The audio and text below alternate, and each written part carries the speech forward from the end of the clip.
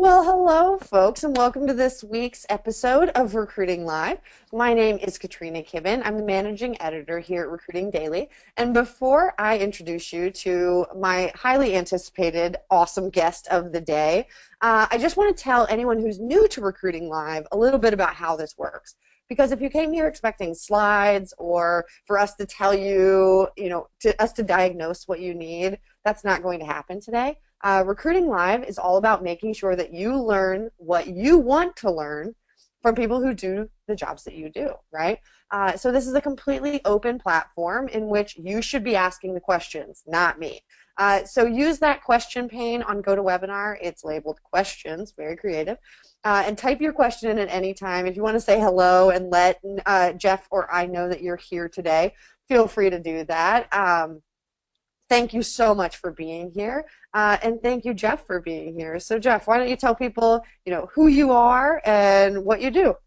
Awesome. So I have been in the world of staffing, I think 19 years at this point. Like all of us, I sent out for my first job hundreds of resumes. I got called in to be a recruiter, but I found out it was because I lied on my resume and had written Java, and they wanted to send me to an entry-level Java resume, and I said, no, I applied for that job. Like, people have no criminal record, we'll pay you. And I made my first hire in 2 weeks. About 4 or 5 years ago, I went corporate after 15 years on the agency side, primarily doing IT on Wall Street. I am currently at Dropbox since November after spending a year at Indeed. And in the last 2 years, I've moved from being more of a full life cycle guy, even with some sales, to being pure sourcing. And when I started, sourcing was a different thing. It's what some companies call a recruiting coordinator. And a sourcer would read resumes, pass them on to the real recruiter, and from there they would learn how to be a recruiter. And so when Steve Levy, he was at Indeed as the sourcing director, called me and said, I want you to be a sourcer. I said, oh, hold on there, man. I'm a recruiter. And he said, you don't understand how the industry's changed. And he explained what my role was, and it's all my favorite parts of the recruiting life cycle without some of the parts I don't like, and I immediately jumped. Yeah. So I've been, I guess, in sourcing since November of 2016, 15? I don't even know. I'm not great with dates. That's awesome. Well, and actually, I called Levy last week when I was writing up my description for this week's Recruiting Live, and I said, what is Newman the best at? Because I know that you two know each other well. That's how I know you, is through Levy. And so, I was just like, what is his thing? And he said that you write the best personalized emails of anyone. And I'm sure that served you pretty well through any kind of role interacting with people. I think one of the things every recruiter would agree on is that getting someone that hook, to get them on the phone, to do your initial recruiting phone screen, to find out if they're the person for your role, may be one of the hardest parts of our job. I think that's even harder than talking with someone who has 4 offers and selling them on why your offer is the best. Because that's easy. You know whether yours really is or not. You're not going to fool someone with 3 offers in front of you. But getting them to get on the phone with you to begin that dialogue is integral. And I think it's a combination of the right subject line and the fact that if you look at who you're talking to as a candidate and not as Joan or Fred or whatever their name is, it comes through. And I think, even though it's not our world, an interesting example of that is watching companies fail at social media. And when a company fails at social media is they don't understand that one of the new things is that even though you're reaching 3 million Twitter followers, it should feel like it's speaking to you. Right. And they do it from a corporate perspective where it doesn't feel like it's talking to the individual. And that inauthenticity, it reeks of inauthenticity. Oh, absolutely. And I like to personalize my emails to get that open click, but I think the fact that I genuinely am interested in those things, whatever I'm pinging about, comes through. because Right. after 19 years of doing this, I love many things still about this, but one of the things I love the most is learning something I didn't know yesterday. Whether it's about Absolutely. Punjabi cooking or the difference between a site reliability engineer and a DevOps person, which I learned yesterday. That's why it's in my head. Yeah. Um, to me, it's wonderful, and I feel that comes through. There's a curiosity. Absolutely. We were on a webinar last week with a few people, and we were talking about Twitter recruiting. And someone asked, should I use my careers account or my personal account when reaching out to people? And it was a blanket, do not touch that careers account when you're reaching out one to one, because people just don't connect with that. There's nothing there to kind of grasp onto and really build some kind of relationship or even association in your mind. Mhm. And I'll tell you, if you want to talk about recruiting from Twitter, I have never used it directly in the sense of, well, I found her, I reached out to her from there. I've used it in two different ways. I've gone to engineering managers who actually have a Twitter following, Mhm. and I say, here's a tweet about an opening I'm working on. This is in my words. Can you make it in your words and tweet it to your followers? And then if anyone's interested, send them to me, and I won't I love that. embarrass you. I may be a little salesy. I'm still from New York, but I promise not to be terrible. And if you have those right relationships with your hiring managers, they'll be more than happy to let you use that medium. And the other way I've done it is it goes back to what we're talking about in terms of personalization. There's a very fine line between research and stalking, and you have to be very careful. And Yes. I learned that one, sadly, I was laid off in 2015, and I interviewed for 6 weeks. I had the stink of desperation. It was getting, because I had moved out. I'm in California almost 4 years now, and my connections here are not as deep as they were in Manhattan. In Manhattan, I would have had 3 offers before I had even been laid off. Great. And in San Francisco, it didn't work for me like that. And I went to a company and I researched everyone because they sent me the interview schedule. And during my in-person interviews, I started bringing stuff up from my research. And it freaked everyone out. And I don't know if it was an age thing, like if I had been if everyone had been a Gen Xer like me, it wouldn't have seemed as creepy. Maybe, I don't know. Right. But it creeped everyone out. And so I had an inside knowledge, like an inside track, and they were like, listen, everyone thought you could do the job, but they felt a little creepy, creeped out. Oh, okay. So it's the same thing when you're doing an email, Right. or reaching out. You go back too far, people get creeped out. I was deep researching a gentleman yesterday, and I found he was a games master, heavy into machine learning. Hmm. And I found a whole chessboard, like a message board he had been on in 1997 with his AOL account. And I used that to spring to something from today. But I Yeah. think he would have been creeped out if he had known I was reading his text post from 1997, you know? Right. Because when you Google yourself, you probably don't go, as deep as someone who's considering you for a role might. I was Yeah. trying to find an email address. So one of the things I like to do is find what I call a nom de internet, like a nom de plume or a nom de guerre. I call it a nom de internet. You and I were talking about my nom de internet, Right. 10 minutes ago. And if you search that nom de internet, you'll see everything I've ever done, including my very awkward pictures from the 2 years I was on Second Life, if anyone knows what that one is, Oh, the I know that. virtual reality game. Yeah. And you'll find those things because they're all under, I've had that nom de internet since I was 18. But it's a great way of finding someone's email because often their Gmail or whatever their main account is will be that phone name and not. Mhm. So I was hunting for something like that to make my first connection. Right. So, a question that I knew was going to come up, and something that I think about a lot too, like, do you, and Carrie Collier brought this up, thank you so much for being here, Carrie. So do you have a favorite template that you use as kind of a base and then you interject details, or do you start from scratch for each person? So one of the challenges of corporate recruiting, and I think it's a challenge of agency as well, is balancing volume with personalization. Yeah. So one thing, so much has changed in staffing since my first year in 1998. But one thing that, without a shadow of a doubt, that has not changed is that numbers lead to other numbers, lead to other numbers, lead to hires. Right. And what those numbers are, the volume of it has changed, but there still is a system that if you follow that system, you will be successful. So for me personally, I found that 25 send-outs a day leads me to 5 RPSs, first round phone screens a day, which leads me to 5 to maybe 10 people that I feel are meeting the needs of the roles I'm looking for.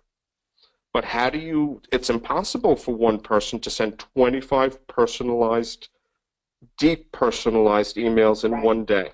It's just not possible. But you also, I recruit for mid to senior level software engineers. So if I was doing C-level executives, 10 emails a day might be my number of targets out. But when I'm doing that middle ground, like that is my focus, I need to get out 25 a day. So what I have is what I call a skeleton template. I change it by the day in Happy Thursday, Happy Wednesday, and then a little note so the person really knows, this week we've had Hack Week at Dropbox. So I put in this week in all of my emails a line that we're doing Hack Week here. Yeah. Whatever it is, something about the weather, something about whatever it is, something to show that I wrote it this morning. Then I have a standard skeleton opener and a standard skeleton closer. And then in the middle, I'll put something personal, but again, not too personal, that I found out about you. And then where do I do my deep personalization? The subject line. How can I get you to open this? Right. And I'm not going to BS you. If I can't find enough to personalize that middle paragraph, I don't put it in. I just do something on the subject. Sometimes it's a dad joke. I emailed someone this morning who was at Pivotal. And I said, are we ready to pivot outside of Pivotal? And not that great, but I wanted her to open the email. Yeah. And then inside, it was my template without anything personal. Yeah. Why? Because you have to. It's a balancing act.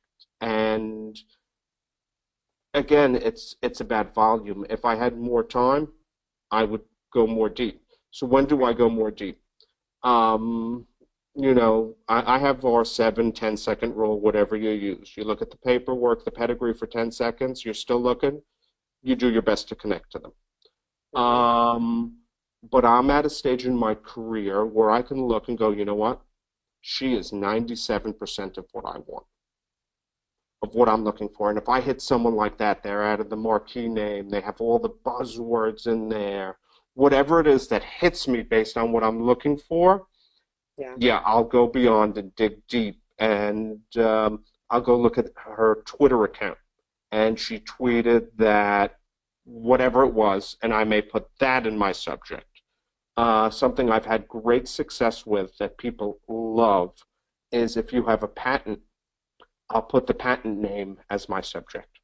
And then I'll put a line. I got to tell you, I understood every single word in your patent title. I still have no idea how it all works together. Can you explain it to me? And that works. One of my, the lovely, who was it? You know what? I forgot. So let's move on from there. But I had one about 6 months ago where the gentleman had written an article, how do we work to grow Vietnam? How do we keep Vietnam's growth going? Had nothing to do with his tech skill. It was just something he had written about that got published. And my subject was, well, Vietnam seems to be doing okay. What about Sanjeev's growth? And he thought it was fantastic because he knew, even though I never mentioned the article, he knew just what I was talking about. Exactly. I had a linguistics guy where I found a quote from the BBC. And I said, I don't even know if this is your quote or not, but I love it. And he emailed me back, yes, it was my quote. And, and it's about getting the opening of the email. It's about beginning that conversation. and then you'll use the things you learned in in your call, in your initial intake. Exactly. And it's It feeds trite, the and I whole say it all the process. time. Hmm? It feeds the whole process if you do Yeah, your research up front. that's right. Absolutely. Right. And a big deal breaker for me is I dislike when I talk to a candidate and they haven't researched me or the company I'm at up front. That's a big negative. Yeah. It shows you're interested. And when you do it for someone you're looking at, for someone you're speaking with, it shows the same thing. And I promise you, if you're not genuinely interested, you'll know. They'll know. I had someone in the last week or two who made homemade Nerf guns. How cool is that? And he had a That's whole very nice. blog that he all Yeah. about the Nerf guns he made on the side, and they were like contraptions, like from a Rube Goldberg machine. It was so Yeah. cool. And he said, "I'm not looking." I said, "That's fine. I really just want to talk to you about the Nerf guns." And we talked for 20 minutes, and you know what? He's not looking. But when he is, you Right. know who he's going to call? Me first. Exactly. And it So, genuinely interested me. something Mark Lundgren brought up one, your expertise in Jewish jokes, which is actually something that I remember about you from the first time I saw you on a very similar show. But the other thing he brought up is something that he says numbers is what we all learned at our agency training, right? Mhm. That you have to have so many to get so many responses. What's your response rate? So you said 25 to 5. Is that pretty typical? Pretty typical. I would say that's about right. Some weeks it's more, some weeks it's less. Some weeks I'm more invested, some weeks I'm phoning it in. We're all the same. That's why it's work, not super duper happy fun time, you know? Sometimes the skill set is so unique that you can't hit those 25. You Yeah. just can't. The way I like to break up my week is I'll do 2 or 3 days of the pouring through a LinkedIn list. As much as I don't like to, it's easy and it's there and it gets my numbers done. And then something will happen like, well, we all know what happened at Zenefits. 1,000 people, 500 laid off. 30 minutes of hearing that news, I pulled up everyone I could who I knew at Zenefits, contacted them, worked that list. And then I'll try one day a week to do what I think of as real sourcing, where I'll take the W3C conference or I'll take a Python conference and use a trick to get the list of all attendees and go through and see who I can contact. So it's not as much as hitting 25 a day. It's making sure that everything is spread out. But again, and people complain about us as recruiters all the time. They don't get back to us. I fell into a black hole. Right. Why didn't she tell me where I bombed the interview? And I hate that, but I Yes. understand why it's done. Why is it done? If your Absolutely. agency side and your next hire pays your rent, are you going to call someone back who crapped out?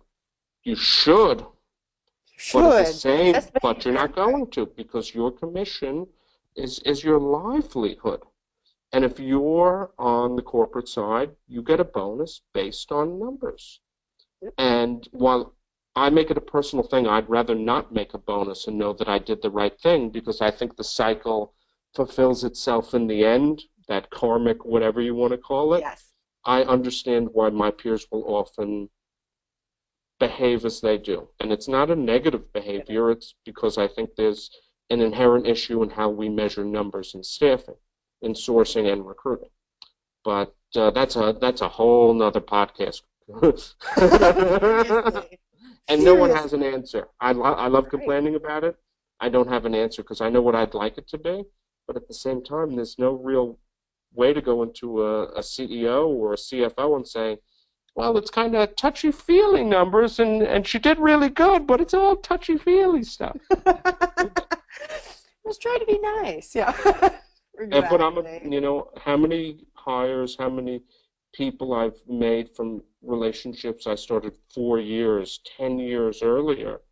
But that's not what is, we work on a quarterly basis, and you answer to your shareholders, whether you're Right. public or private, on a quarterly basis. So that's what the managers want to say. Exactly. And Mark mentioned this, and I think it's something that other people on the line might be curious about. He said, 25 to 5 sounds about right for a well-known tech name. Does that change when you're not working at a well-known tech name? Yes. How does it change? Like, let's say there's somebody on here right now who's recruiting engineers, not a well-known name. What kind of numbers would you have them benchmark? I don't know about numbers. I know you have to change your pitch and your sell and where you go. Yeah. And I know it changes by market. I know if you're, I think the hardest thing in San Francisco is to be an in-between company. And what do I mean by that? 30-person startups are going to have a ton of people who want to work there for the equity, for their first entry to cut their teeth, for the fact that Wednesday is no Bully number pants day, 31. right?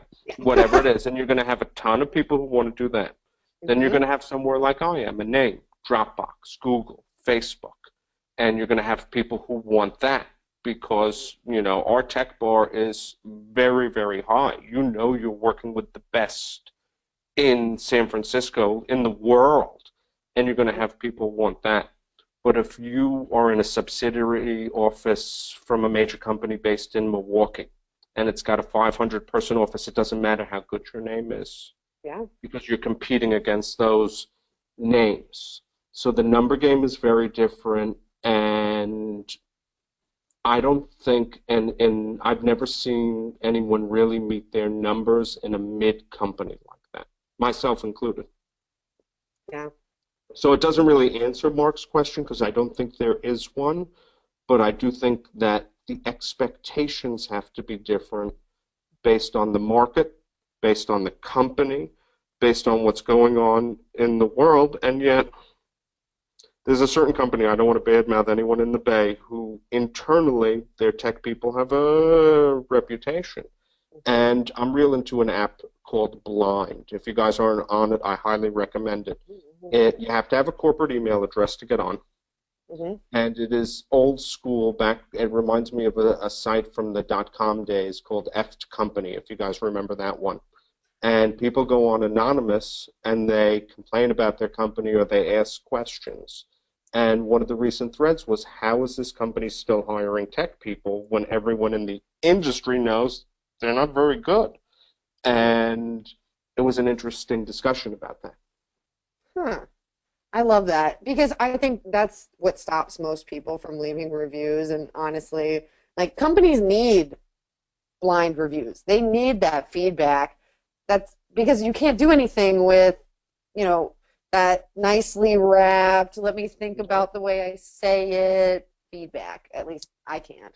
Speaking to power is very difficult, even anonymously. Look how they tore up that woman who wrote what some people called an entitled millennial review, and others said was exactly speaking truth to power, the woman from Yelp who wrote to Mhm. the CEO.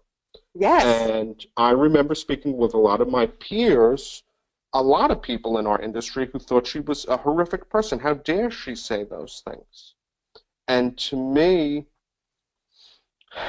I didn't have a problem with that. Just because I had to work hard and suffer to get to where I am, why would I want you to have to go through that?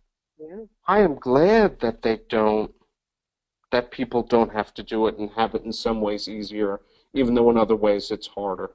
You know? That's, I think it was, I didn't always agree with her, but I thought she had a right to say it, and she wasn't Yeah. wrong to say those things, many of them. Yeah. And she's probably speaking on behalf of a lot of people who Hmm. don't, they don't feel safe. They've been coached that social media is the enemy, that you won't get hired if you use Facebook, and a Oh, the lot of world that. tore this person apart. There's an author I love. His name is John Ronson. And if you've never read anything by him, I highly, highly recommend it, especially, and it's very apropos today. He snuck in with Alex Jones, the conspiracy theorist, into Hmm. the Bohemian Grove um, elite secret, society party thing. And the two of them both wrote about it. And their stories are so diametrically opposed that it's hysterical. And he's a great writer, but he wrote another book, which I think is so important for people who do what we do that I recommend to everyone, called So You've Been Publicly Shamed.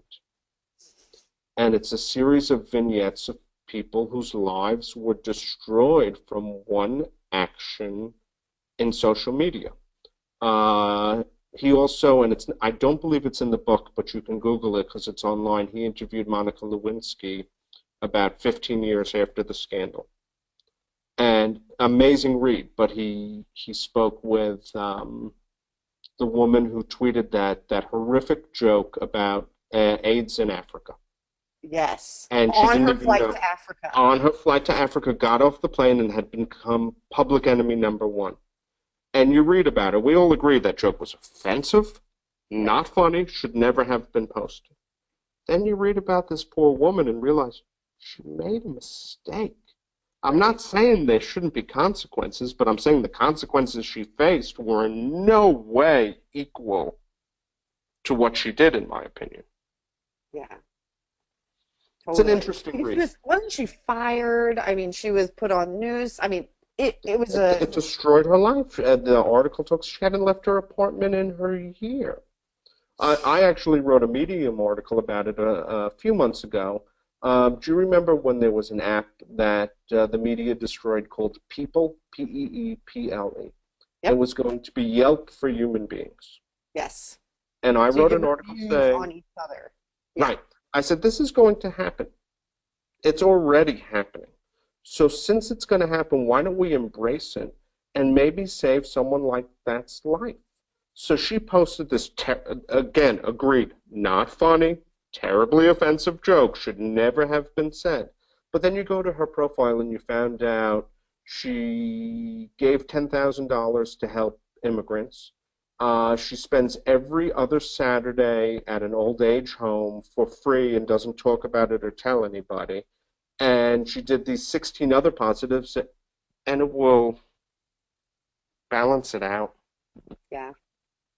So, this is part Needy's question and part mine. Let's say you found something like that, or you stumbled across one of those epic failure moments, I guess. And failure is probably a strong word for just that reality of that moment. Would you still reach out, or how would you use that So I will give in an you a interaction? specific story and example of when that happened to me. And it goes right back to what we were talking about in the beginning. We would like to personalize as much as possible every single email, but our need for volume and for completing our goals doesn't allow that to happen. So we have to pick and choose where we do it. So I was still in Manhattan, so it's got to be over 4 years ago. I got a resume from an IT director. He looked absolutely incredible on paper. He was everything I needed for the position. 15 years at one company, and in brackets, confidential. So these were the days when an agency demanded you meet every candidate. I don't know if they still do that. I haven't been agency for a while, so I asked him to come in and have coffee, 15 minutes. Yeah. He comes in, we chat, and I go, before I can send you anyone, I have to put on what confidential company it is. I will keep it confidential, but it has an end date, so I assume you're not there anymore.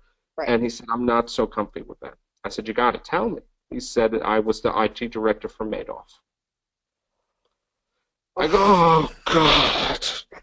I go, did Madoff's company have a bigger, overarching name we can No. I worked for Madoff, and he was one of those types where there was no fudging it. And I wouldn't fudge it anyway, but, it's sometimes there's the truth, and no, he was not going to put anything but Madoff or confidential. And I said, I'm sorry. I know you had nothing to do with it, because he didn't.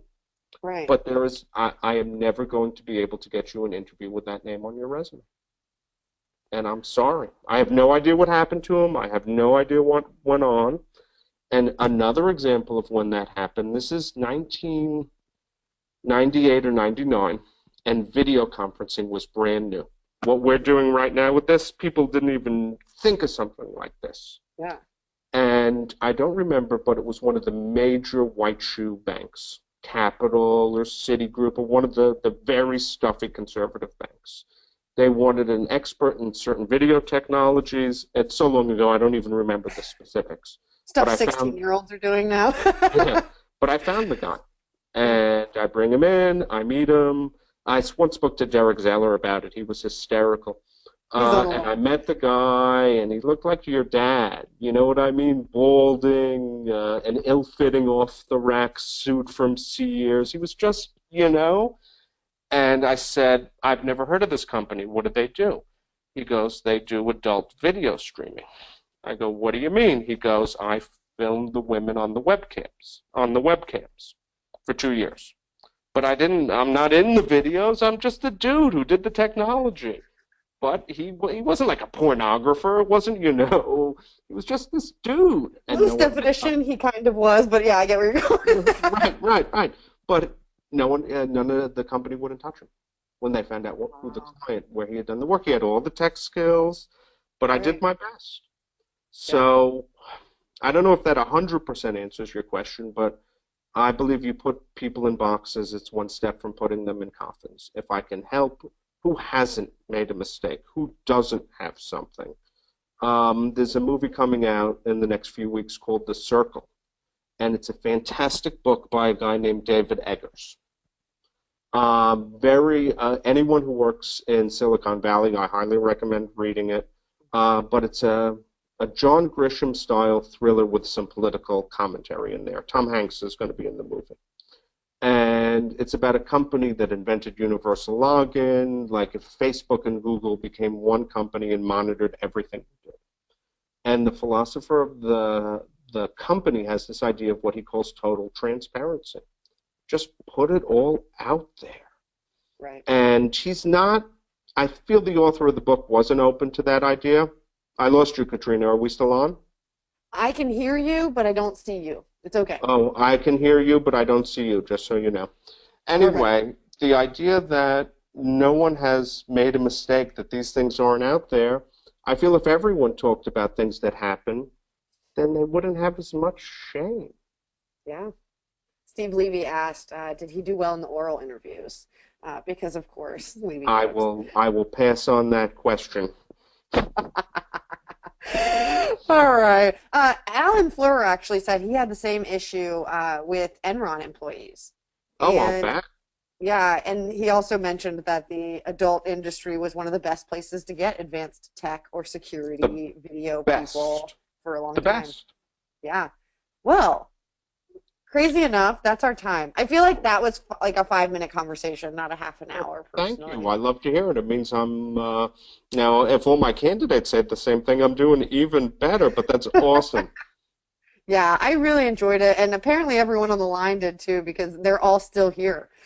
So thank And you look, it's everyone for Friday sticking before a with three-day us. weekend. I'm not going to take Right. credit for someone not going back hitting the phones. Well, I'm sure they love the information because I think this is a topic that a lot of people do not talk about enough, is how to do the personalization, not just you should personalize every email, and also the numbers side of it. So thank you so much for sharing that. I'll I'm give probably one gonna more. make you get on the phone with me at some point just to chat. Done Sorry, and one done. more. One more, which is always ask. If you don't know what it is, ask. People love to talk about themselves. Yes. Especially me. But even even more than that, if you don't know what tech skill you're recruiting for, ask the person who has it on their resume that you called. Yeah. Call your connections. We talked about that site reliability versus a DevOps person. Hmm. And I asked one person, Steve Levy, and what is an SRE? And he said it's really DevOps. And then I asked my DevOps director friend, and he said, well, it's kind of DevOps, but without this. And then I asked our internal hiring manager for the role what he meant by it. Right. And the answer was some sort of where in the middle between what my DevOps expert and what Levy told me. And if you don't ask, you don't know. Exactly. Exactly. Um, Awesome. And Steve says, ask people to draw pictures if you need, right? Make it that Jerry simple. Albright does a great profile picture. There you go. Mhm. Awesome. Well, Jeff, seriously, thank you so much for your time Thank today. you, I really Katrina. appreciate it. I learned a Always lot. a pleasure. And for anybody who's still on the line, Chris Kurtz is going to be on next week, also known as Peer Through. And he is a guest that I had scheduled earlier this month. I was sick, so he's coming back. So I hope to see you there, same time, same place. All right, everybody. Thank you so much. Have a good week. Be well. And bye.